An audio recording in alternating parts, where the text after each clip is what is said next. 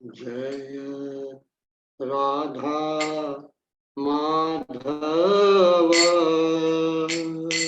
जय कुंज बिहारी जय राधा माधव जय कुंज बिहारी जय गोपी जन वल्लभ जय गिरिवरधारी जय गिरिवरधारी जय गोपी जन वल्लभ जय गिरिवरधारी जय गिरिवरधारी जय यशोदानंदन जय व्रजजनरंजन जय यशोदानंदन जय व्रजजनरंजन जय यशोदानंदन जय व्रजजनरंजन जय यशोदानंदन जय व्रजजनरंजन जय यमुना तीरवनचारी जय कुंज बिहारी जय यमुना तीरवनचारी जय कुंज बिहारी जय राधा माधव जय कुंज बिहारी जय राधा माधव जय कुंज बिहारी हरे कृष्णा कृष्णा कृष्णा हरे हरे हरे राम राम राम हरे हरे हरे कृष्णा कृष्णा कृष्णा हरे हरे हरे राम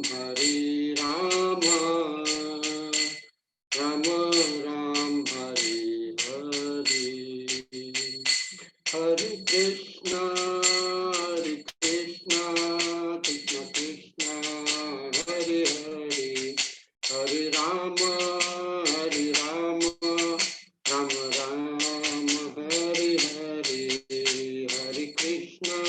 हरे कृष्णा कृष्णा कृष्णा हरे हरे हरे राम राम हरे हरे हरे कृष्णा कृष्णा कृष्णा हरे हरे हरे राम राम हरे हरे जय राधा नील माधव राधे जय गौरनिताय जय गौरनिताय जय गौरनिताय जय सीताराम लक्ष्मण भक्त हनुमान सीताराम लक्ष्मण भक्त हनुमान निताय गौर हरि बोल हरि बोल हरि बोल हरि बोल जय जय प्रभुपाद जय जय गुरुदेव महाविष्णु गोस्वामी गुरुदेव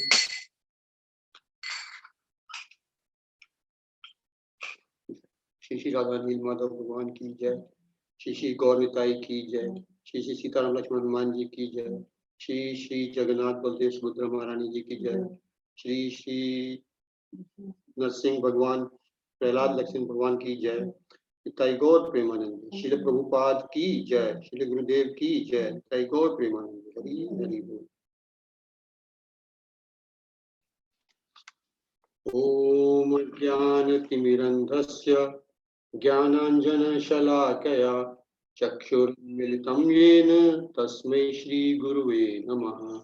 श्रीचैतन्यमनोभीष्टं स्थापितं येन भूतले स्वयं रूप कदा मह्यं ददाति स्वपदान्तिकं। वन्देऽहं श्रीगुरोः श्रीयुत्पदकमलं श्रीगुरून् वैष्णवांश्च श्रीरूपं साग्रजातं सहगण रघुनाथान्वितं तं सजीवं साद्वैतं सावधूतं परिजनसहितं कृष्ण चैतन्य देवं श्री राधा कृष्ण पादान् सहगण ललिता श्री विशाखान्वितांश्च। हे कृष्ण करुणा सिंधु दीनबंधु जगत्पते गोपेश गोपिका कांत राधा कांत नमस्तुते। तप्त कांचन गौरांगी श्री राधे वृंदावनेश्वरी वृषभानुसुते देवी प्रणमामि हरिप्रिये। वाञ्छाकल्पतरुभ्यश्च कृपा सिन्धुभ्य एव च पतितानां पावनेभ्यो वैष्णवेभ्यो नमो नमः। जय श्री कृष्ण चैतन्य प्रभु नित्यानंद श्री अद्वैत गदाधर शिवासादि गौर भक्तवृंद। हरे कृष्ण कृष्ण कृष्ण हरे हरे हरे राम राम राम हरे हरे। नमो विष्णुपादाय कृष्णपृष्ठाय भूतले श्रीमते महाविष्णु गोस्वामीनिति नामिने। नमो विष्णुपादाय कृष्णपृष्ठाय भूतले श्रीमते भक्तिवेदांत स्वामिनिति नामिने। नमस्ते सरस्वती देवी गौरवाणी प्रचारिणे निर्विशेषा शून्यवादी पाश्चात्य देशधारिणे। ओम नमो भगवते वासुदेवाय। ओम नमो भगवते वासुदेवाय।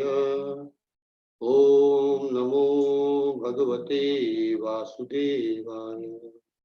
नारायणं नमस्कृत्य नरं चैव नरोत्तमं देवीं सरस्वतीं व्यासं ततो जयम् उदीरयेत्। नष्टप्रायेषु भद्रेषु नित्यं भागवत सेवया भगवती उत्तम श्लोके भक्तिर्भवति नैष्ठिकी।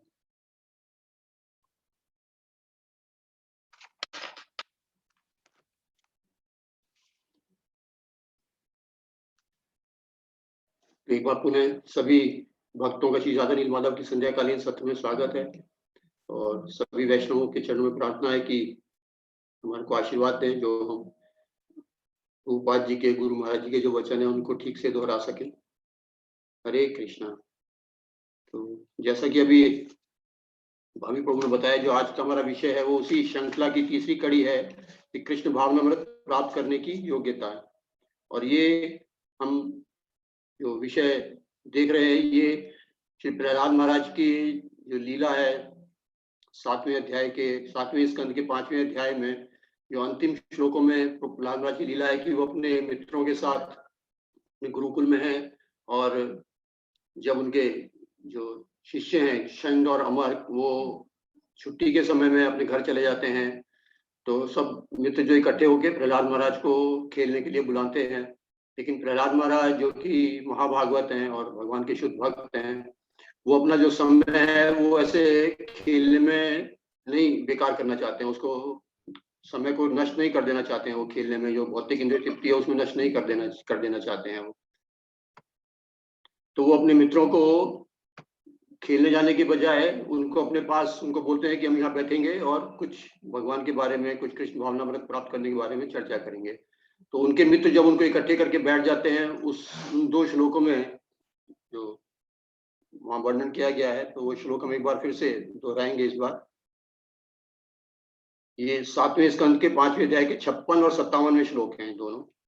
ते तु तत्गौरवात् सर्वे त्यक्त क्रीड़ा परिच्छदः बाला अदूषित धियः द्वंद्व आराम ईरित ईहिते पर्युपासत राजेंद्र तज्ञस्त हृदय ईक्षणा तान आह करुणो मैत्रो महाभागवत असुरः।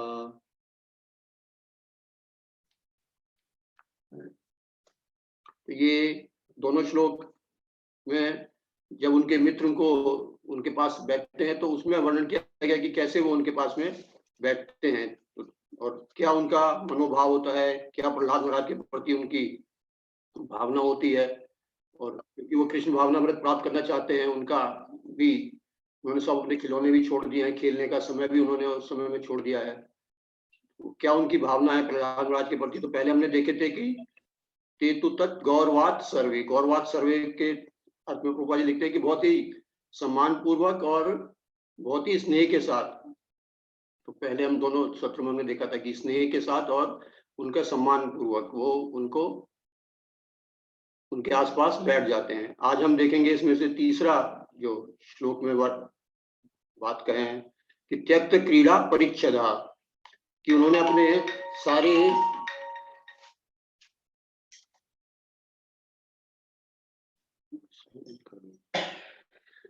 त्यक्त क्रीड़ा परिच्छदा, त्यक्त क्रीड़ा मतलब अपने अपने खेलने के जो खिलौने हैं वो सब उन्होंने त्याग दिए, मतलब त्याग कर दिया उन्होंने, रिनंसिएशन, जो कि भक्ति का एक बहुत ही बड़ा गुण है। भक्ति प्राप्त करने के लिए बहुत ही बड़ी क्वालिफिकेशन है कि हम जब तक हम कुछ रिनंसिएशन नहीं करते हैं, हम अपने इच्छाओं का, हम अपने भोग की वृत्ति का त्याग नहीं करते हैं, तब तक हम कृष्ण भावना प्राप्त करने में सक्षम नहीं हो सकते, हम उसको प्राप्त नहीं कर सकते हैं।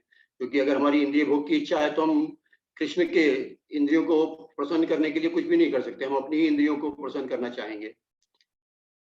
तो ये जो मित्र हैं प्रहलाद महाराज के, ये कोई साधारण बालक नहीं है। पहले भी हमने देखा था कि साधारण बालक नहीं है ये, क्योंकि जो प्रहलाद महाराज हैं और महाभागवत हैं, 12 महाजनों में से एक हैं, जो इनके साथ जो खेलने वाले मित्र हैं वो कोई साधारण नहीं हो सकते। इन्होंने अपने पूर्व जन्म में बहुत से सत्कर्म भी किए होंगे, अनेक तपस्याएं की होंगी, क्योंकि ऐसे शुद्ध भक्त का भगवान के महान जो महाजन है उनका संग करने का अगर किसी को अवसर मिल रहा है, इसका अर्थ है कि वो कोई साधारण जीव नहीं है। उन्होंने अपने पूर्व जन्म में बहुत से तपस्याएं, बहुत से सत्कर्म और दान पुण्य सब कुछ उन्होंने किया होगा, तभी उनको प्रहलाद महाराज जैसे महाभागवत का संग करने का अवसर मिल रहा है। और वे सब भी बहुत ही पुण्यात्मा है, क्योंकि वे सब उस अवसर का जो लाभ है वो खेलने का समय में त्याग दिया उन्होंने। त्यक्त क्रीड़ा परिच्छदा, अपने खेलने के खिलौनों को, समय को, सबको त्याग दिया है और वो उस समय को में कृष्ण भावना के विषय में सीखना चाहते हैं। इसलिए उनके पास में बहुत ही स्नेह के साथ और सम्मान पूर्वक, जैसे हमने पहले देखा था, सब कुछ छोड़ छाड़ के वो इकट्ठे हो गए हैं।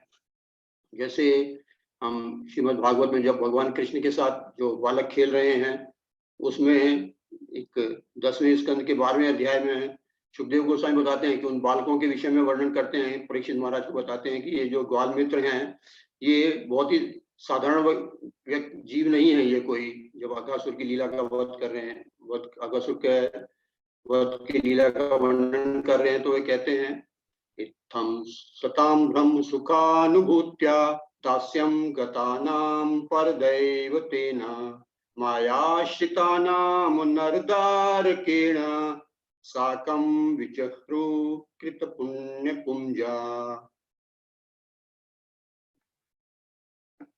इत्थं सतां ब्रह्म सुखानुभूत्या, इस तरह से, इसका अनुवाद में प्रभुपाद जी लिखते हैं, इस तरह सारे बालक उन कृष्ण के साथ खेला करते जो ब्रह्म ज्योति में लीन होने के इच्छुक ज्ञानियों के लिए उसके उद्गम है, और उन भक्तों के लिए भगवान हैं जिन्होंने नित्य दासता स्वीकार कर ली है, किंतु सामान्य व्यक्तियों के लिए वे एक सामान्य बालक ही हैं।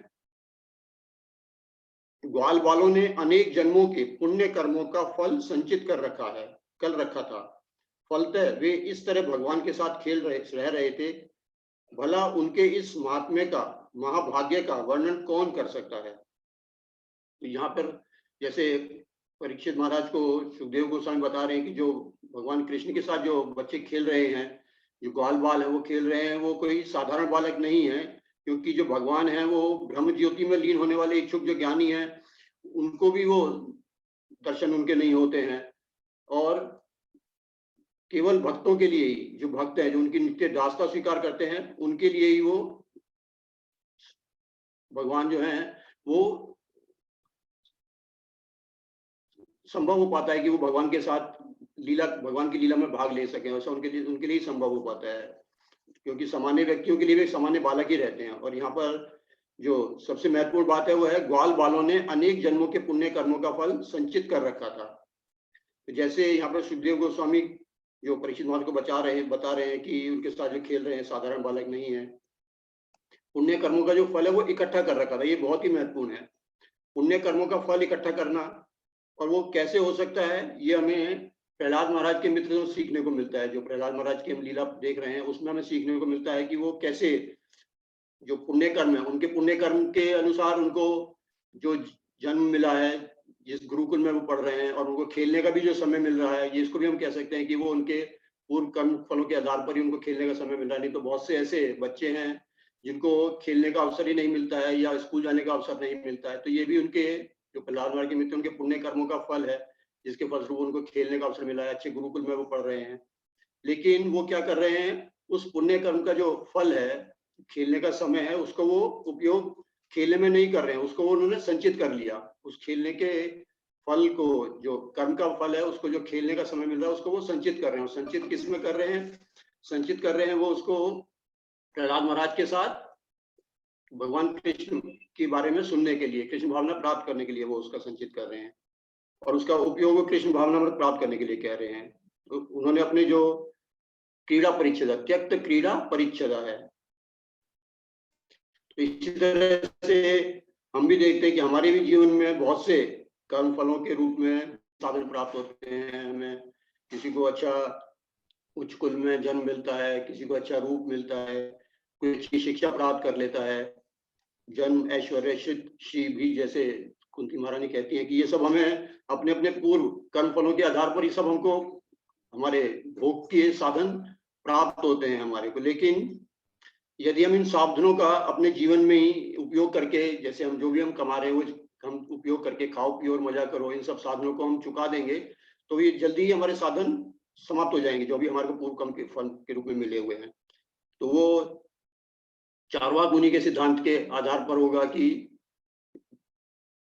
यावत जीवेत सुखम जीवेत, दृढ़म कित्वा घितम पीवेत, भस्मीभूतस्य देहस्य कुतः पुनः आगमन भवेत। ये चारवाक ऋषि जो एक नास्तिक सिद्धांत है वो प्रेजेंट कहते हैं वो कि हमारा जो जीवन है वो जब तक मिला है हमको, हमारे को सुख से जीना चाहिए। यावत जीवे सुखम जीवे ऋणम कृत, और उसके लिए अगर हमारे को ऋण करके भी कुछ घी पीना पड़े, मतलब घी पीने का मतलब है कि हम अपने इंद्रियों को और बलवान करना चाहते हैं, जिससे हम अच्छे से उनका भोग कर सकें। ऋणम कृत्वा घितम पीवे भस्मीभूतस्य देहस्य, जो हमारी देह है वो बहुत जल्दी ही भस्म होने वाली है, या तो हमें जला दिया जाएगा, या अपने अपने परंपरा के अनुसार पे किसी को जमीन में दफना दिया जाता है, फिर भी उसके भी वो भस्म बन जाती है, वो सब राख ही हो जाता है, थोड़े दिनों में कीड़े खा के उसको मलमूत्र में परिवर्तित कर देते हैं। तो इस तरह से हमारी जो शरीर है वो भस्मीभूतस्य देहस्य, जो देह है वो जल्दी ही भस्म हो जाएगी। तो और पुनः आगमन, कुतः पुनः आगमन भवेत, और फिर वापस कौन आता है। तो ये जो नास्तिक सिद्धांत है, अगर हम अपने कर्म फलों का उपयोग इन भोगों को भोगने में कर देंगे, तो हमारा वो कर्म फल जो है वो खत्म हो जाएंगे, और जल्दी ही हमारे को फिर से दूसरे जीवन में जाना पड़ेगा हमारे को। तो इस सिद्धांत में जो है ये त्यक्त क्रीड़ा परिच्छेदा नहीं है कहीं पर भी, कि हम अपने भोग के अवसर को त्याग करके कृष्ण के बारे में जानने का प्रयास करना चाहते हैं, ऐसा इसमें कहीं पर भी नहीं है इस सिद्धांत में। और कैसे हम अपने भोगों को संचित कर सकते हैं, जैसे इस श्लोक के तात्पर्य में ही रूपा लिखते हैं, रूप गोस्वामी के उद्धरण देकर कहते हैं कि श्री रूप गोस्वामी ने संस्थिति की है, तस्मात् केनपि उपायेन मनः कृष्ण निवेशयेत्। तो किसी भी तरह से, किसी भी उपाय से हमें अपने मन को कृष्ण में निवेशित करना है। हम चाहे उपाधि तात्पर्य में लिखते हैं, कृष्ण को कोई सामान्य बालक समझे, चाहे ब्रह्म तेज का उद्गम, चाहे परमात्मा का उत्स या भगवान, उसे चाहिए कि वे कृष्ण के चरण कमलों में अपना ध्यान पूरी तरह से केंद्रित करे।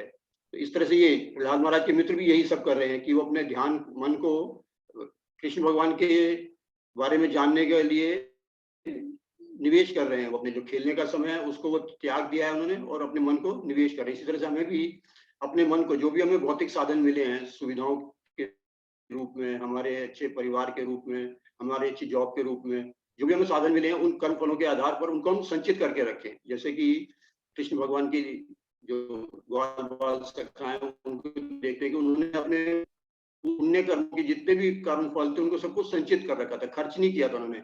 और उनको जोड़ते जोड़ते उनकी स्थिति ये हुई थी कि वो सब भगवान कृष्ण के साथ में उनकी लीला में पार्टिसिपेट कर रहे थे और उसमें भाग ले रहे थे वो उसमें। तो ऐसे हम भी देखते हैं, हम किसी भी जैसे जॉब में होते हैं या किसी बिजनेस में हो, जो भी कुछ हम अगर हम कमा रहे हैं, जो भी हमारे को सैलरी मिलती है या बिजनेस में जो भी हमको प्रॉफिट होता है, उसको अगर सारा का सारा हम आज ही अपने भोग करके, जो हमने कमाया इस महीने में कमाया पूरा इसी महीने में खत्म कर दें, हमने आज जो कमाया वो आज ही हम खत्म कर दें और भविष्य के लिए हम कुछ भी उसमें से ना बचाएं, तो ये बुद्धिमानी नहीं कही जाती है।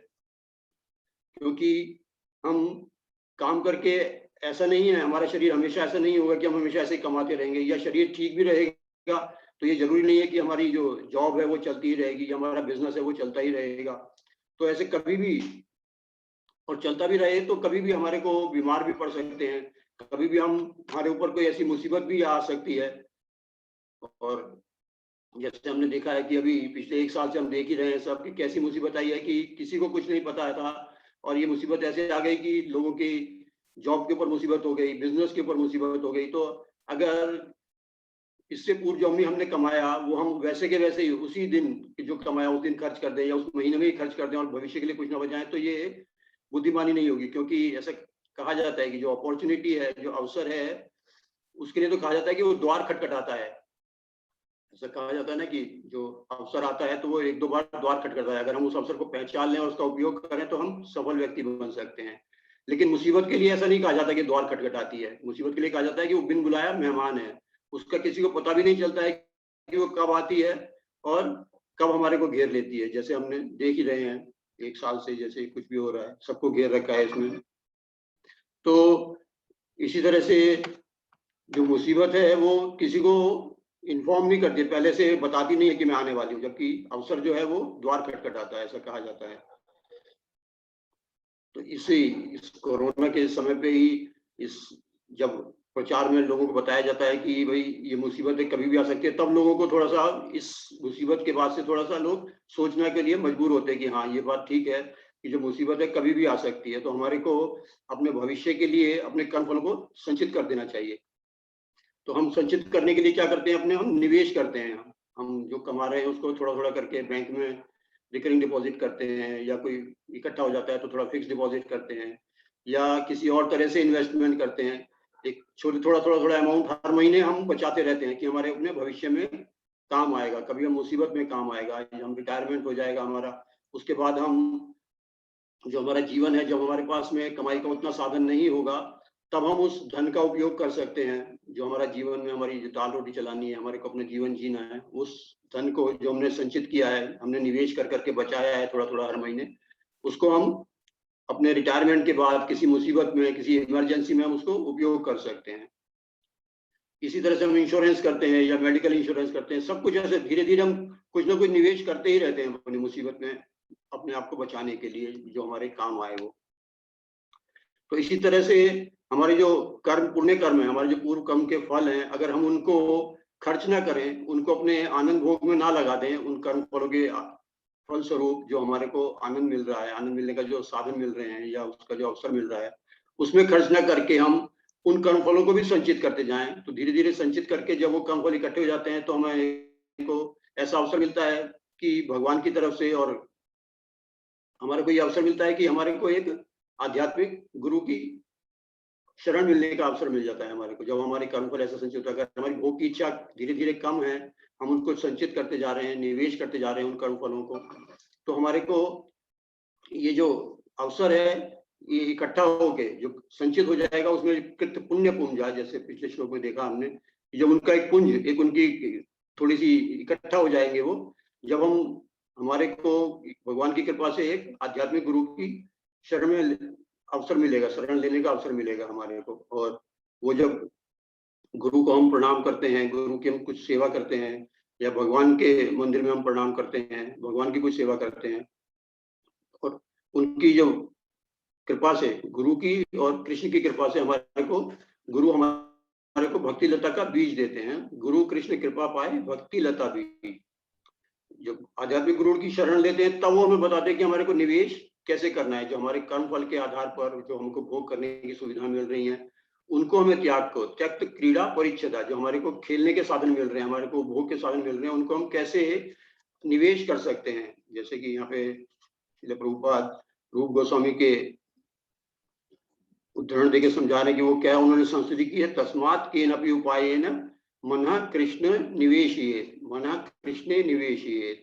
तो जब हम आध्यात्मिक गुरु की शरण लेते हैं और वो हमें भक्ति के बारे में बीज देते हैं, तो वो हमें बताते हैं कि जो हमारी वास्तविक मुसीबत है, एक तो हमारी भौतिक मुसीबत है जो हम देखते हैं कि हम अपने इमरजेंसी के लिए, हम हमारे बुढ़ापे के लिए थोड़ा थोड़ा निवेश करते रहते हैं। इसी तरह से हमारे गुरु, हमारे आध्यात्मिक गुरु हमको बताते हैं कि जो हमारी वास्तविक मुसीबत है वो है जन्म मृत्यु जरा व्याधि।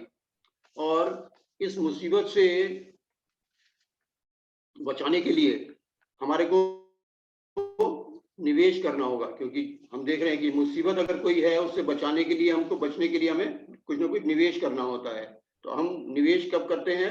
जब हमें अपने भविष्य के लिए कुछ सुरक्षित करना होता है, भविष्य को सुरक्षित करना होता है, हम निवेश करते हैं। तो इसी तरह से जो हमारी वास्तविक मुसीबतें हैं कि जो जन्म मृत्यु जरा व्याधि है, उससे हमें बचना है, तो उसके लिए भी हमें निवेश करना होगा। और गृहस्थ जीवन में भी अपने भविष्य को सुरक्षित करने के लिए हम कुछ ना कुछ जैसे निवेश करते रहते हैं। तो इसी तरह से जन्म मृत्यु जरा व्याधि, 4 मुसीबतें ये हैं और 3 ताप हैं हमारे, जो दूसरे जीवों से हमें कष्ट मिलता है, अपने शरीर से और अपने मन से जो हमें कष्ट मिलता है, आध्यात्मिक, आदि भौतिक और आदि दैविक, जो प्रकृति के द्वारा और दूसरे देवताओं के द्वारा जो हमें कष्ट मिलता है कि कभी बहुत ज्यादा सर्दी होती है, कभी बहुत ज्यादा गर्मी होती है, कभी बड़े बड़े तूफान आते हैं, कभी अर्थक्वेक होता है। ये सब मुसीबतें जो आती हैं, इनसे अपने को हम बचा सकें, उसके लिए भी हमें कहीं निवेश करना होगा। और निवेश करने का साधन श्रील प्रभुपाद रूप गोस्वामी के द्वारा दिए जाने वाला निवेश बता रहे हैं, फार्मूला बता रहे हैं। क्योंकि निवेश करने के लिए हम भौतिक जीवन में भी निवेश करते हैं, अपने धन का निवेश करते हैं, उसके लिए भी हमारे को किसी न किसी एक्सपर्ट का सहारा लेना पड़ता है। हम किसी जो ये फाइनेंस कंट्रोलर होते हैं या कोई ऐसे कंसल्टेंट होते हैं जो हमारे को बताते हैं कि भी आपको इस जगह पर निवेश करना है, इस बैंक में आपको निवेश करना है, यहाँ आपको इंटरेस्ट ज्यादा मिलेगा, यहाँ आपकी प्रॉपर्टी का अच्छा वैल्यू मिलेगा, इस प्रॉपर्टी में आप इन्वेस्ट कीजिए। तो वहां पर हमारे को किसी एक्सपर्ट का सहारा लेना पड़ता है। इसी तरह से हम यहाँ पर देखते हैं कि हमारे को निवेश करने के लिए, जो हमारी वास्तविक मुसीबतें हैं उसमें निवेश करने के लिए ये किसी न किसी एक्सपर्ट का सहारा लेना। और वो एक्सपर्ट कौन है? वो हमारे आचार्य गण हैं, हमारे जितने भी आचार्य, उनके हम शरणागत होकर हम निवेश के बारे में जान सकते हैं। और वो क्या बता रहे हैं? वो कह रहे हैं तस्मात् केनपि उपायेन मनः कृष्ण निवेशयेत्, कि हमारे अपने किसी भी उपाय से मन को कृष्ण में निवेश करना है। तो यहाँ पर हमारे को कोई प्रॉपर्टी में निवेश नहीं करना है, किसी बैंक में निवेश नहीं करना है, किसी शेयर में निवेश नहीं करना है। यहाँ पर हमारे को अपने मन को निवेश करना है। वो हमें, जो हमारे आध्यात्मिक गुरु हैं, वो हमें बताते हैं कि हमारे को मन को कैसे निवेश करना है। कृष्ण भावनामृत प्राप्त करने के लिए हमको मन को निवेश करना है। और जो हम कृष्ण भावनामृत प्राप्त करना चाहते हैं, उसके लिए श्रील प्रभुपाद, गुरु महाराज, शुद्ध वैष्णवों के मुख से भगवान श्री कृष्ण के विषय में हम अपने मन को निवेश कर सकते हैं। क्योंकि हम, हमारा मन, जो मन का कार्य है वो यही है कि वो स्वयं चिंतन ही करता रहता है, वो सोचता रहता है, कुछ ना कुछ सोचता रहता है। तो वो किसके बारे में सोचता है? जो हम भोग की सुविधाएं इकट्ठी कर रहे हैं, हम जो आनंद लेना चाहते हैं, वो उन विषय में सोचता है। लेकिन जब हम आध्यात्मिक गुरु की शरण लेते हैं तो वो हमें बताते हैं कि हमें किसके बारे में सोचना चाहिए, किसके बारे में चिंतन करना चाहिए। तो तात्पर्य में प्रभुपाद जी लिखते हैं इसके कि भक्तगण जो कि कृष्ण के स्वरूप का निरंतर चिंतन करते हैं, वे निश्चित रूप से मुक्ति प्राप्त करते हैं। तो मन का ही काम है, ये जो चिंतन करने का काम है वो मन का काम है। और इसी चिंतन के द्वारा हम अपने मन का निवेश भगवान कृष्ण में कर सकते हैं। मनः कृष्णे निवेशयेत्। और चिंतन कब होगा? जब हमने शुद्ध वैष्णवों के मुख से कृष्ण के विषय में सुना होगा, तभी वो चिंतन हो सकता है। और वो सब सुनने के साथ साथ हमें विधि विधानों का भी पालन करना होगा। प्रभुपाद जी लिखते हैं कि जो विधि विधानों के विरोधी हैं, उन्हें तो नरक मिलना ही होता है। और विधि विधान क्या है? विधि विधान बहुत ही सरल है। प्रभुपाद लिखते हैं विधि विधान यही है कि सदैव कृष्ण का चिंतन करो, और यही हमारा निवेश है। जो प्रहलाद महाराज के मित्र से हम सीख रहे हैं, या भगवान कृष्ण के जो ग्वाल बाल मित्र हैं उनसे हम देख रहे हैं, उनकी लीला में हम देख रहे हैं कि उन्होंने अपने पुण्य कर्म फलों को निवेश किया है, उन्होंने उनको संचित करके रखा है। संचित करके रखने में वही हमारे भविष्य में काम आता है। जब हम संचित करके रखते हैं तभी हम उसको भविष्य में अपनी मुसीबतों के समय में, अब किसी इमरजेंसी में उसको हम उपयोग कर सकते हैं। और भौतिक जीवन में हम देखते हैं कि हमको जब कुछ निवेश करना होता है अपनी सैलरी में से, अपने बिजनेस के प्रॉफिट में से, तो हमारे को अपने कुछ ना कुछ जो हमारे भोग की इच्छा है उसको हमें कुछ ना कुछ कम करना होता है, उसमें से कुछ कटौती करनी होती है, तभी हम वो निवेश कर पाते हैं। नहीं तो हम सारा, अगर जो हमें कमा रहे हैं वो सारा हम खर्च कर दें तो हमें निवेश करने के लिए कुछ नहीं बचता है। हम सोचे कि हम कमा के जो उसी को एंजॉय करेंगे तो हम सारा खर्च कर देंगे, तो उससे हमारे को निवेश करने के लिए कुछ भी नहीं बचेगा। इसका अर्थ क्या है कि हमारे को अपने जो भोग की इच्छा है उसको कुछ कंट्रोल करना होता है, तभी हम निवेश कर सकते हैं। और प्रहलाद महाराज के जो मित्र हैं वो क्या कर रहे हैं, कृष्ण भावनामृत के बारे में सुनने के लिए त्यक्त क्रीड़ा परिच्छदा, जो भी खेलने का समय उनको गुरुकुल में मिल रहा था उसको, सब खिलौनों को, खेलने के समय को त्याग कर वे प्रहलाद महाराज को घेर कर बैठ गए हैं। ये त्याग है, त्यक्त, रिनंसिएशन। तो यही हमारी कृष्ण भावना में प्राप्त करने के लिए एक बहुत बड़ी योग्यता है, जो हमारे को कुछ ना कुछ हमको त्याग करना होता है, और जो आध्यात्मिक ज्ञान प्राप्त करने के लिए बहुत ही आवश्यक है। और आध्यात्मिक ज्ञान ही नहीं, हमने पहले भी देखा था कि आध्यात्मिक ज्ञान ही नहीं, जब हमारे को भौतिक ज्ञान भी प्राप्त करना होता है, हम बचपन में ही 4 साल से 3 साल से बच्चों को स्कूल भेजते हैं, हमको भी भेजा गया, तो जब हमको स्कूल जाना होता है तो सुबह से ही हमारे को अपनी नींद का त्याग करना होता है, घर के आराम का त्याग करना होता है। और ये कोई 1 साल 2 साल 5 साल नहीं है, ये 3-4 साल की आयु से लेकर 23-24 वर्ष की आयु तक, 25 वर्ष की आयु तक हमारे को ये सब अपने ज्ञान प्राप्त करने के लिए, अपने भौतिक ज्ञान को लेने के लिए स्कूल जाने के समय में, कॉलेज जाने के समय में ये सब करना होता है। और वो सिर्फ वहां जाने के लिए, उसके बाद फिर वहां से आने के बाद भी हमारे को हमारे को प्रोजेक्ट करने होते हैं, होमवर्क करने होते हैं, बहुत सारी हमारे को एक्टिविटी होती है जो हम अपने समय का परित्याग करते हैं। जो हमें बचपन में खेलने के लिए समय चाहिए वो हमारे को छोड़ना होता है, क्योंकि हमारे को होमवर्क करना है, हमारे को बड़े बड़े असाइनमेंट करने होते हैं, बड़ी क्लासेस में जाके, कॉलेज में जाके प्रोजेक्ट बनाने होते हैं। कितने वर्षों तक हम अपने समय का जो उपयोग है वो, हमारे को समय का उपयोग जो हमें लगता है कि हमको अपने एंटरटेनमेंट में करना चाहिए, अपने मनोरंजन में करना चाहिए, उसको हमें छोड़ना होता है, त्याग करना होता है उसका। और तब हम कहीं जाके किसी जॉब के लिए, छोटी मोटी या किसी अच्छी जॉब के लिए, वो हमारे निर्भर करता है हमारे ऊपर कि हमने कैसी एजुकेशन प्राप्त की है, उससे हम तभी हम वो प्राप्त कर सकते हैं।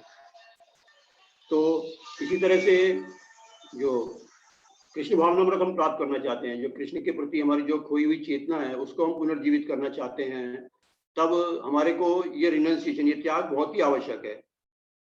इसलिए प्रभुपाद जी लिखते हैं कि तात्पर्य में एक श्लोक में कि रिनंसिएशन का मतलब क्या है। रिनंसिएशन का मतलब है कि जो अनवांटेड थिंग्स हैं, जो हमारे को वस्तु हमें चाहिए नहीं, अनर्थ, जिनका कोई अर्थ नहीं है हमारे जीवन में, ऐसी वस्तुएं, ये इनको हमें छोड़ना होगा। ये रिनंसिएशन है, अनर्थ निवृत्ति। अनअर्थ, अगर हम शब्द के अर्थ को ही देखें कि अनअर्थ, जिसका कि कोई अर्थ नहीं है, जिन वस्तुओं का या जिन बातों का हमारे जीवन में कोई अर्थ नहीं है, उनका त्याग करने से ही, और जब तक हम कृष्ण के और कृष्ण के शुद्ध भक्तों से संग नहीं करेंगे, इन अवांछित चीजों का त्याग नहीं कर सकते हैं हम। क्योंकि किसी अच्छी वस्तु, किसी बुरी वस्तु का त्याग करना हो तो हमारे को किसी अच्छी, उससे कोई अच्छी एक्टिविटी मिलनी चाहिए, तभी हम उसको त्याग कर सकते हैं, नहीं तो हम उसी बुरी अवस्था में ही, उस अनर्थ में ही लगे रहेंगे उसमें। और इन चीजों का त्याग करने के लिए हमारे को शुद्ध भक्तों का संग का, जैसे कि यहाँ पर हम देख रहे हैं कि जो प्रहलाद महाराज के मित्र हैं वो प्रहलाद महाराज के साथ में संग करने के लिए इन सब जो अनर्थ है, खेलने का जो समय है वो उसको उन्होंने अनर्थ मान लिया है। उनके समझ में आ गया है कि ये हमारे अर्थ का नहीं है, इससे हमारे को जीवन में सफलता नहीं मिलेगी, इन भौतिक भोगों को प्राप्त करने से हमारे को सुख नहीं मिलेगा, शांति नहीं मिलेगी। तो इस तरह से वो सब इकट्ठे होकर प्रहलाद महाराज के साथ उनका संग कर रहे हैं। तो ये रिनंसिएशन के लिए, जो त्याग है या वैराग्य है, उसके लिए हमारे को संघ की जरूरत है। इसमें जो दूसरी महत्वपूर्ण बात है कि हमारे को संघ करना पड़ेगा और अपने शुद्ध भक्त जो हमारे गुरु महाराज हैं, इसलिए प्रभुपाद हैं, ऐसे शुद्ध भक्तों का हमें संग करना पड़ेगा। उनसे ही हम सीख सकते हैं कि हम कैसे इन वस्तुओं का त्याग कर सकते हैं। जो हमारा अनर्थ है वो अनर्थ निवृत्ति कैसे हो सकती है हमारे को। और ये सब जो प्रहलाद महाराज के मित्र हैं वो स्वेच्छा से कर रहे हैं, उनको किसी ने फोर्स नहीं किया, उनको किसी ने जबरदस्ती नहीं किया है। जबकि जो उनके शिक्षक हैं वो उनको भौतिक शिक्षा देने में उनके साथ में बहुत कठोर नियमों का पालन करवाते हैं और उनको बहुत नियमों में रहना पड़ता है। लेकिन ये जो आध्यात्मिक शिक्षा है जो वो प्रहलाद महाराज से प्राप्त करना चाहते हैं वो अपनी स्वेच्छा से इकट्ठे हुए हैं। स्वेच्छा से ही उन्होंने ये सब छोड़ दिया है, अपने खेलने का समय को त्याग कर दिया है। तो इसी तरह से हम भी अपने जीवन में अगर स्वेच्छा से अगर हम भगवत भक्तों का, शुद्ध भक्तों का और वैष्णवों का संग करते हैं और उनसे सीखते हैं कि कैसे हम अपने जीवन में ये रिनंसिएशन, ये त्याग की भावना को पैदा कर सकते हैं। क्योंकि जैसे गुरु महाराज कहते थे कि मैंने अपने गृहस्थ जीवन में संन्यास तब लिया, गृहस्थ जीवन से संन्यास तब लिया जब मेरी प्लेट पूरी भरी हुई थी। इसका अर्थ है कि जब भौतिक भोग की सभी साधन उपलब्ध थे। लेकिन महाराज ने उस पूरे भोग के लिए, भोग के समय का जो निवेश था वो श्रील प्रभुपाद और श्री कृष्ण की सेवा में और हम जैसे जीवों की कल्याण के लिए, हम जैसे जीवों के कल्याण के लिए उन्होंने वो समय, उन्होंने अपने गृहस्थी जीवन के जो आनंद का जीवन था, जो उनको आराम का जीवन था और जो जिस आयु में उन्होंने रिटायरमेंट लिया, जिस आयु में उन्होंने संन्यास लिया, वो सब उस आयु में सभी जो लोग हैं वो आराम से अपने घर में, अपने परिवार के बीच में, अपने सुख साधन के घेरे में ही रहना चाहते हैं। लेकिन श्रील महाराज ने अपने गृहस्थ जीवन से संन्यास लिया और वो उस समय लिया जब उनको कोई मुसीबत नहीं थी। वो कह रहे हैं कि मेरी प्लेट फुल थी, इसका मतलब उनको कोई मुसीबत नहीं थी, कोई मजबूरी में नहीं लिया उन्होंने कि अब घर में कोई साधन नहीं है, खाने के लिए नहीं है, या घर में बहुत मुसीबत है, कोई उनकी रेस्पेक्ट नहीं करता है, ऐसा नहीं था। लेकिन सब लोग फेवरेबल थे, फिर उन्होंने संन्यास लिया। तो ये स्वेच्छा से जब हम अपनी इंद्रिय भोग के, अपने सुख साधन का त्याग करते हैं, तभी हम कृष्ण भावना में अच्छे से प्रगति कर सकते हैं। और जो गुरु महाराज हैं और श्रील प्रभुपाद हैं, इसी तरह से प्रभुपाद जी भी बहुत आराम से वृंदावन में रह सकते थे और उनको महाभागवत थे, उनको कोई मुसीबत नहीं थी, यहाँ रह के भी वो भागवत का अनुवाद करते और प्रचार कर सकते थे। लेकिन क्योंकि उनके गुरु महाराज ने कहा था, तो 70 वर्ष की आयु में उन्होंने भी अपने इस सारे सुख, जो वृंदावन में आराम से रहने का, जो रिटायरमेंट के बाद, संन्यास के बाद वो रह सकते थे, उसका उन्होंने त्याग किया और वो विदेश में जाके उन्होंने प्रचार किया, जिसकी वजह से हम सब बैठ के तात्पर्यों से, उनके ग्रंथों से हम पढ़कर और अपना भी और आसपास के लोगों का भी हम कल्याण कर सकते हैं, अपना भी कर सकते हैं और दूसरे लोगों को भी बता सकते हैं कि जो प्रभुपाद ने किया है ये सब हमारे ही कल्याण के लिए है। और अपने किसी भी आयु की, शारीरिक की कोई परवाह नहीं की। गुरु महाराज ने भी, हमने देखा उनके जीवन में भी, और श्रील प्रभुपाद ने भी। रिनंसिएशन के लिए, इस त्याग के लिए गुरु महाराज लिखते हैं कि ये जो त्याग की जो भावना है, भगवान के 6 ऐश्वर्यों में से एक है ये त्याग की भावना, और ये सबसे कठिन है। त्याग का गुण प्राप्त करना सबसे कठिन है, विशेष रूप से अपने नाम, प्रसिद्धि और अनुयायियों को रिनाउंस करना, उनको त्याग देना। इसलिए इसको भक्ति में आगे बढ़ने के लिए बहुत ही चुनौतीपूर्ण और अंतिम बाधा माना जाता है। ये रिनंसिएशन कोई इतना आसान नहीं, जैसे हम देख रहे हैं कि ये प्रहलाद महाराज के मित्र हैं या भगवान के जो सखा हैं, उन्होंने अपने जो कर्म फल है उनके फलों को संचित करके रखा है, उसको खर्च नहीं किया है, तो वो त्याग किया है उन्होंने। उस इंद्रिय भोग को त्याग कर उन्होंने उन कर्म फलों को संचित किया है। उस संचित करने का फलस्वरूप उनको भगवान का सानिध्य मिला है। और यहाँ पर जो प्रहलाद महाराज के मित्र हैं उनको प्रहलाद महाराज जैसे महाभागवत और शुद्ध भक्त का सानिध्य प्राप्त हो रहा है। तो ये सब महाराज कह रहे हैं कि जो भगवान के 6 ऐश्वर्य में से रिनंसिएशन एक है, उसमें जो त्याग का गुण है ये प्राप्त करना सबसे कठिन है। क्योंकि हम कुछ धन का त्याग कर सकते हैं, कुछ समय का त्याग कर सकते हैं, लेकिन हमारे को अपने नाम, अपनी प्रसिद्धि और अनुयायियों का त्याग करना ये सबसे कठिन है, और जो भक्ति में आगे बढ़ने के लिए बहुत ही चुनौतीपूर्ण और अंतिम बाधा के रूप में है ये। तो हम ये त्याग की भावना को कैसे प्राप्त कर सकते हैं, कैसे हम इसको पैदा कर सकते हैं? और इस लीला में प्रहलाद महाराज की और उनके मित्रों की लीला में ही हम देखते हैं कि प्रहलाद महाराज के जो मित्र हैं अपने शिक्षकों के घर जाने पर और प्रहलाद महाराज को खेलने के लिए बुलाते हैं, लेकिन शुद्ध भक्त होने के कारण प्रहलाद महाराज दिव्य स्थिति में रहते हैं। प्रहलाद महाराज की लीला की जो 7वें स्कंद में लीला चल रही है, उसमें 4थे अध्याय के 37वें श्लोक में प्रहलाद महाराज के विषय में लिखा गया है कि प्रहलाद महाराज कैसे हैं। न्यस्त क्रीडन को बालो गणवत तत्मनस्तया कृष्ण ग्रह गृहीतात्मा नावेद जगदीश्वरम। न्यस्त क्रीडन को बालो जड़वत तत्मन। अनुवाद, अपने बाल्यकाल के प्रारंभ से ही प्रहलाद महाराज को बालकों के खेल कूद से अरुचि थी। निसंदेह उन्होंने उन सबका परित्याग कर दिया था और कृष्ण भावना में पूर्णतया लीन होकर शांत तथा जड़ बने रहते थे, क्योंकि उनका मन सदैव कृष्ण भावना से प्रभावित रहता था। अतएव वे यह नहीं समझ सके कि यह संसार किस प्रकार से इंद्रिय तृप्ति के कार्यों में निमग्न रहकर आगे बढ़ता है।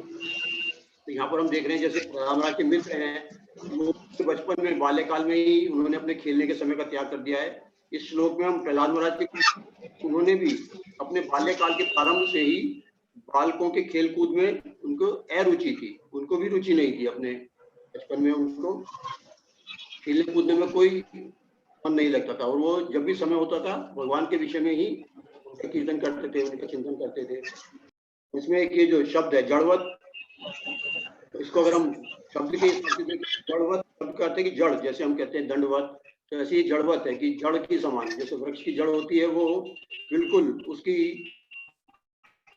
जमीन के नीचे ही वो दबी रहती है, उसको दुनिया बाहर की दुनिया में क्या है इसका कोई मतलब नहीं, बाहर की दुनिया में क्या आनंद है, कैसी रोशनी है, कैसे रंग बिरंगी वस्तुएं हैं, उसको कोई मतलब नहीं। जड़ जो है वो पृथ्वी के अंदर मिट्टी में दबी रहती है। तो यहाँ पर जो प्रहलाद महाराज ने लिखा है कि न्यस्त क्रीडन को बालो जड़वत तत् मनस्तया, जैसे वृक्ष की जड़ होती है उसे दुनिया के बाहर के आनंद से कोई लेना देना नहीं है, कुछ मतलब नहीं होता है। वो केवल जड़ क्या करती है, केवल पूरे वृक्ष की सेवा करती है, उसको नीचे से पानी, उसको पौष्टिक और तत्व चाहिए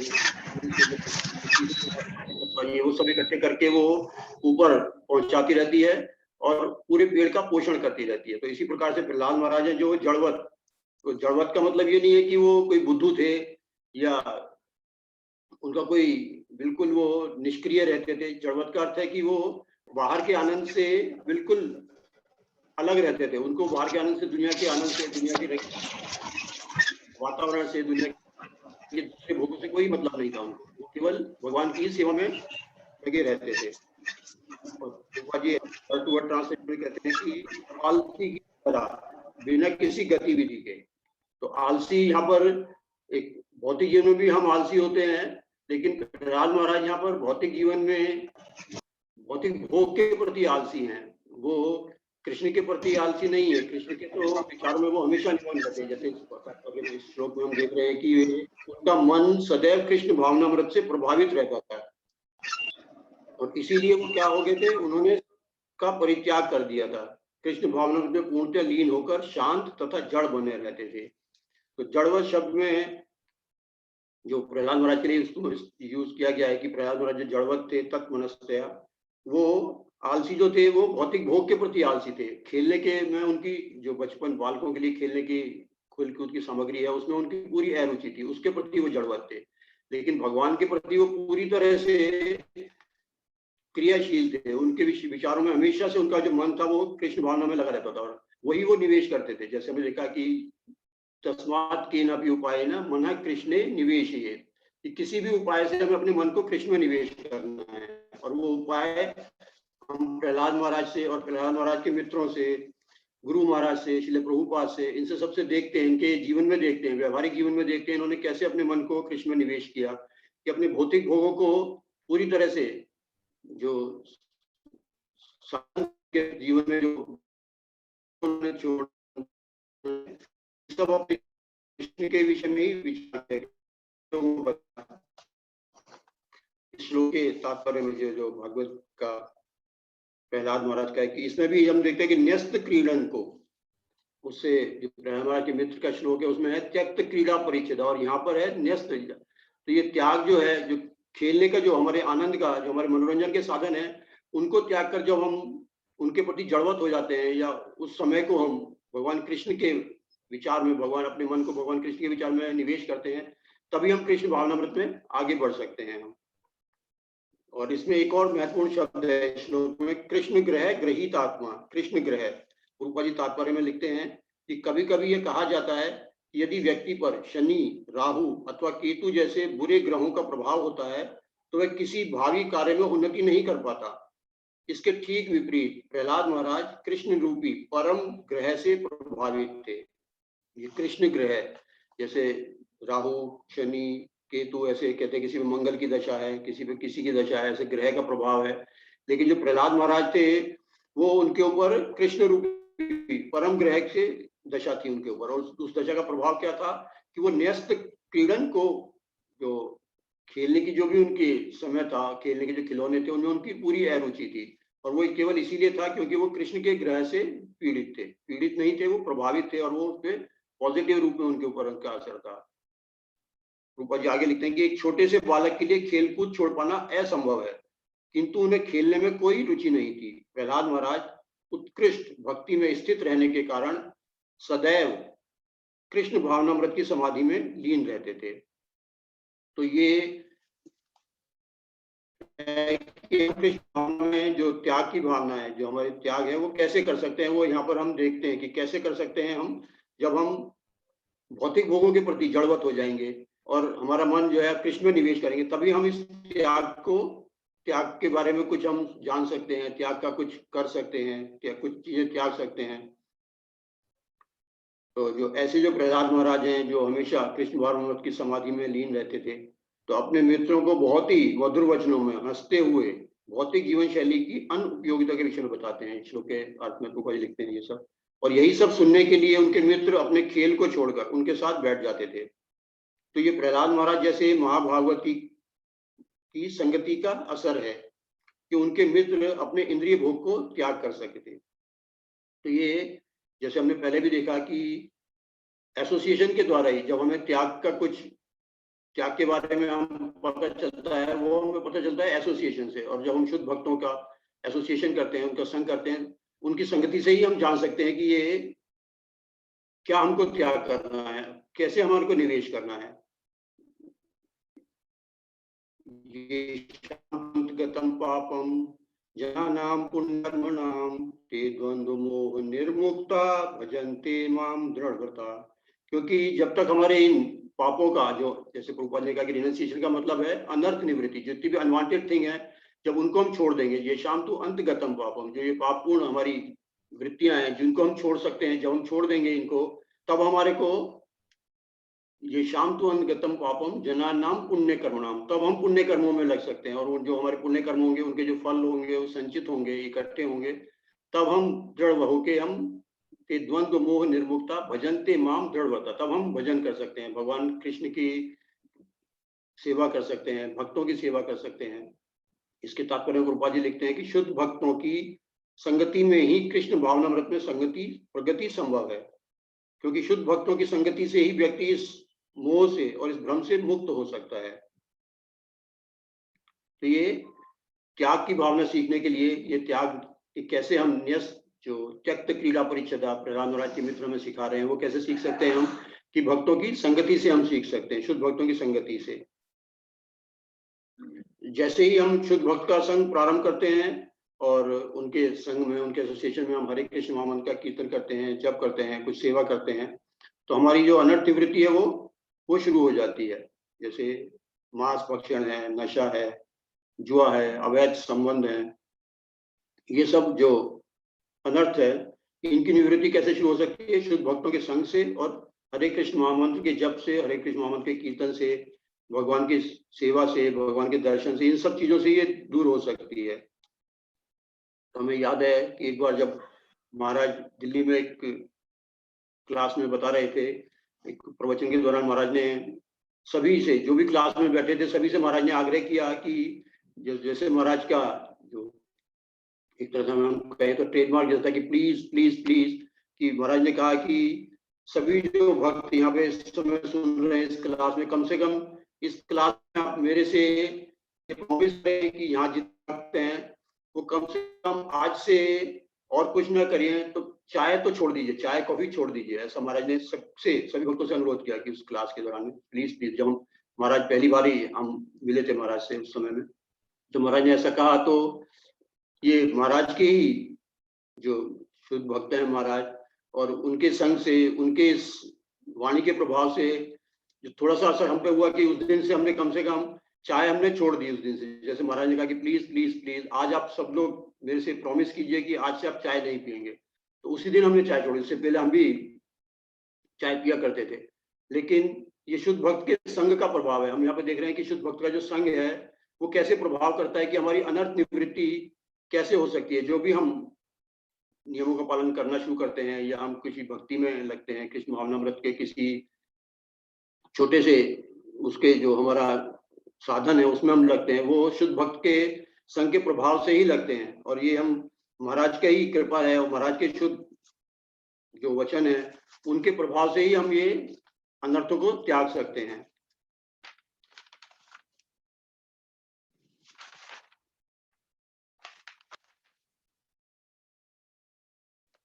से ही जब श्री प्रभुपाद से एक भक्त ने पूछा कि हम त्याग की भावना को कैसे विकसित कर सकते हैं, तो श्री प्रभुपाद ने सबसे पहले बोला कि रिनंसिएशन का अर्थ है सबसे पहले इंद्रिय भोग को बंद कर दो, यही रिनंसिएशन है। अगर तुम अपनी ही इंद्रिय तृप्ति में लगे रहोगे तो कृष्ण की इंद्रियों को कैसे तुष्ट कर सकोगे? तुम्हें यह व्यर्थ की इंद्रिय तृप्ति को रोकना होगा और वास्तविक इंद्रिय तृप्ति को अपनाना होगा। यही त्याग है। त्याग का अर्थ ये नहीं है कि तुम निष्क्रिय हो जाओ। जैसे हमने पहले देखा, जो प्रहलाद महाराज है इनको जड़वत कहा गया है, तो उसमें हमने देखा कि प्रहलाद महाराज जड़वत किस उसमें है कि भौतिक भोग के प्रति वो जड़वत है, लेकिन कृष्ण के प्रति उनके मन में हमेशा वो विचारों में लीन रहते हैं, कृष्ण के प्रति हमेशा सक्रिय रहते हैं। वो हमेशा सेवा करने का कुछ ना कुछ, भजन करने का कोई ना कोई साधन ढूंढते रहते हैं, कोई मौका देखते रहते हैं। जैसे उनको खेलने का समय होता है, उस खेलने के समय को वो न्यस्त क्रीड़ा बाल को, तो ऐसे वो उस समय को त्याग देते हैं, उसका न्यस्त कर देते हैं उसको। तो यही प्रभुपाद जी करेंगे। त्याग का अर्थ ये नहीं है कि तुम निष्क्रिय हो जाओ, इसका अर्थ है कि निरर्थक बातों को छोड़कर वास्तविक सेवा शुरू करो। और वास्तविक सेवा है श्री कृष्ण की सेवा करनी है, भक्तों की सेवा करनी है, गुरु महाराज की सेवा करनी है, ये वास्तविक सेवा है। जैसे श्री कृष्ण कहते हैं सर्वधर्मान परित्यज्य, सब कुछ छोड़ दो, तो क्या कृष्ण ये कहते हैं कि उसके बाद हम बस बैठ जाओ? श्री प्रभुपाद कहते हैं नहीं, माम एकम शरणम व्रजा, मेरी शरण में आओ, तो हमें ये करना है। तो रिनंसिएशन का प्रभुपाद जी यहाँ पे बता रहे हैं कि हमारे को सबसे पहले इंद्रिय भोग को बंद करना है और उसके साथ साथ भी हमारे को निष्क्रिय नहीं हो जाना है, क्योंकि भगवान जो कह रहे हैं कि सर्वधर्मान परित्यज्य, सब कुछ छोड़ दो, लेकिन उसके बाद भगवान ये नहीं कह रहे हैं कि उसके बाद बस शांति से बैठ जाओ, पूरे निष्क्रिय हो जाओ, कुछ करने की जरूरत नहीं है। लेकिन भगवान कह रहे हैं माम एकम शरणम व्रजा। और हम भगवान की शरण में कैसे जा सकते हैं? भगवान की शरण में हम जा सकते हैं श्रील प्रभुपाद, श्रील गुरु महाराज के वचनों को सुनकर, उनके आदेशों का पालन करके। जैसे हमने पहले भी देखा था कि जो उनका, उनके प्रति जो स्नेह है, उनके प्रति जो सम्मान है, वो प्रदर्शित कर सकते हैं केवल उनके वचनों का पालन करने के बाद ही हम उनको सम्मान दे सकते हैं, उनके प्रति स्नेह प्रदर्शित कर सकते हैं। तो इसी तरह से प्रहलाद महाराज और उनके मित्र हमें सिखा रहे हैं कि त्यक्त क्रीड़ा परिच्छदा, और प्रहलाद महाराज सिखा रहे हैं न्यस्त क्रीड़न बालको, क्रीड़न को बालो। और ये सब छोटे बालक हैं, कोई भी बड़े नहीं है, ये सब छोटे बालक हैं। तो इसी इन दो श्लोकों के बाद ही प्रहलाद महाराज कहते हैं कि वो जो हमारे को ये कौमार आचरित प्राज्ञो धर्मान भागवतानी है, कि ये हमारे को छोटे बचपन पे से ही 5 साल की आयु से ही ये हमारे को नियम पालन करना शुरू करना चाहिए कि हम अपने अपने जो भगवान के प्रति जो हमारे साधन हमको अपनाना है, भगवान को प्राप्त करने के लिए जो हमें साधन अपनाना है, तो कौमार आचरित, कौमार से ही हमको आचरण करना पड़ेगा। 5 साल की उम्र से ही हमको ये सब आचरण करना पड़ेगा, तभी हम बड़े होके इसमें, इस प्रैक्टिस में पारंगत हो सकते हैं या इस प्रैक्टिस को हम अपना सकते हैं। अगर बचपन में हम नहीं अपनाते हैं, छोटेपन में नहीं अपनाते हैं, तो बड़े होकर करना कठिन हो जाता है। हालांकि शुद्ध भक्त के संग से ये किसी भी आयु में संभव है। जैसे हम शुद्ध भक्त के संग में आते हैं तो हमें ये अवसर मिलता है कि हम उनके सीख सकते हैं उनसे कि हम कैसे हम अपनी जो भौतिक भोग की इच्छाएं हैं, उनकी जो साधन हमको मिले हैं, भौतिक भोग के साधन मिले हैं, उनको कैसे हम त्याग कर कृष्ण के प्रति हम अपना समर्पण कर सकते हैं। और इस तरह से जब हम ये सब त्याग करते हैं और उसके फलों को अपने इंद्रिय तृप्ति में नहीं लगाकर उसका इकट्ठा करते रहते हैं, संचित करते रहते हैं, तभी हमें भक्ति में सफलता मिल सकती है। क्योंकि हमने देखा कि जैसे हम अपने भौतिक जीवन में जो निवेश करते हैं, थोड़ा थोड़ा करके जो हम इकट्ठा करते हैं, जो हमारे रिटायरमेंट के बाद काम आएगा, ऐसे ही ये सब थोड़े थोड़े भोग, जो हमको भोग की सामग्रियां मिल रही हैं, भोग के साधन मिल रहे हैं, उनको हम अगर संचित करते रहें, तब हम हमारे को भक्ति में प्रगति हो सकती है। कृष्ण भावनामृत में हमारे को आगे बढ़ने का अवसर मिल सकता है। और अगर हम इसी भोग में लगे रहे, जैसे प्रभुपाद जी कह रहे हैं कि रिनंसिएशन मतलब है कि कृष्ण की इंद्रियों को तृप्ति करना। अगर हम अपनी ही इंद्रिय तृप्ति में लगे रहेंगे तो हम कृष्ण की इंद्रियों को कैसे तृप्त करेंगे, कृष्ण की इंद्रियों को कैसे तुष्ट करेंगे? तब हम कृष्ण भावनामृत में प्रगति नहीं कर सकते हैं अगर अपनी ही इंद्रियों में लगे रहेंगे। तो ग्वाल वालों ने, जैसे हमने देखा कि ग्वाल वालों ने अनेक जन्मों के पुण्य कर्मों के फल को संचित कर रखा था।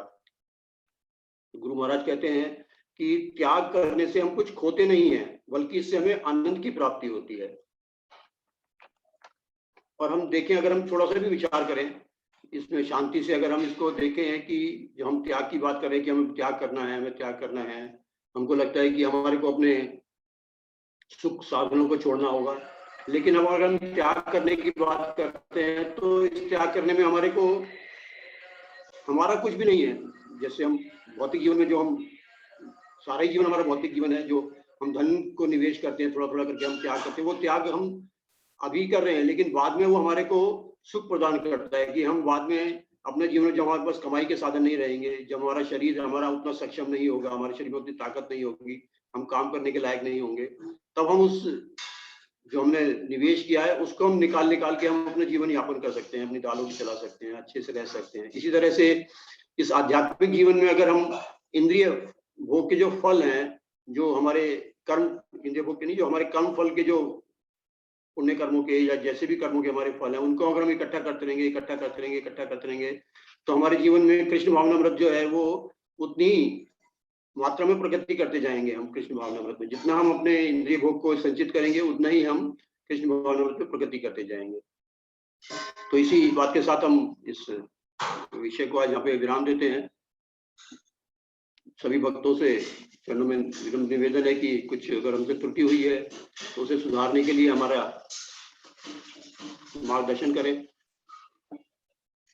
ग्रंथराज श्रीमद् भागवतम की जय, श्री प्रभुपाद की जय, गुरुदेव की जय, सभी वैष्णव भक्त वृंद की जय, जय गौर प्रेमानंदे।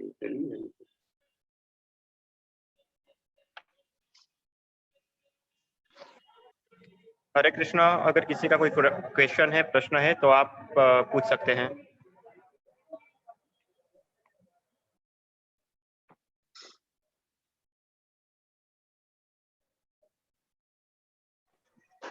Prabhuji, I think no one has questions, so now we are going for end of this meeting. So मैं इस्कॉन मंदिर राजकोट के प्रमुख श्री वैष्णव सेवा प्रभु जी की तरफ से श्याम चरण प्रभु जी का खूब खूब धन्यवाद करना चाहता हूँ, जिन्होंने इतना सुंदर लेक्चर दिया। प्रभु जी से फिर से नेक्स्ट सेशन में वापस मुलाकात होगी, तब तक के लिए सबको हरे कृष्ण। वंशाकल्पतरुभ्यश्च कृपा सिन्धुभ्यैव च पतितानां पावनेभ्यो वैष्णवेभ्यो नमो नमः। वैष्णव ठाकुर की जय।